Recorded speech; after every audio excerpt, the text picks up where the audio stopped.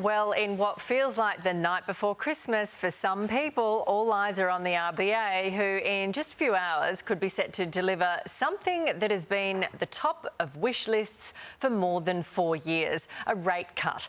Money markets are predicting a cut of 0.25%, which would bring the cash rate down to 4.1%. That would save a family with an average-sized home loan just over $100 a month.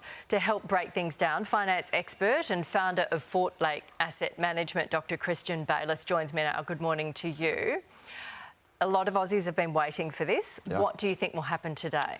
Look, I think they will cut, but it is a line ball decision. There is a big disconnect between what the markets are thinking and then what is internally going on within the RBA. And I think that's what's interesting, is because when you think about it, the point of regular communication from the RBA is to make sure that there is no disconnect between what they do and the way people are thinking.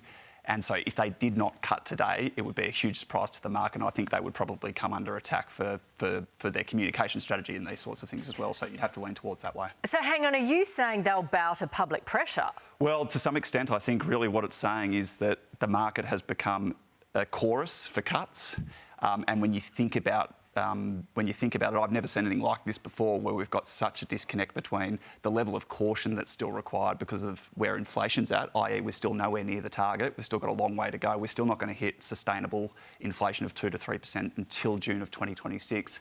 Yet we are using our predictive powers, which hasn't gone so well for the RBA in the past, to ultimately make this decision to cut if they do cut.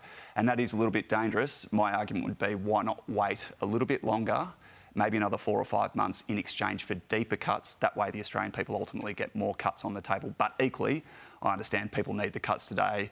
It's going to be a huge relief for a lot of people out there. The caution that is still required. Yes. So you're saying they shouldn't cut and we should wait for 4 to 5 months.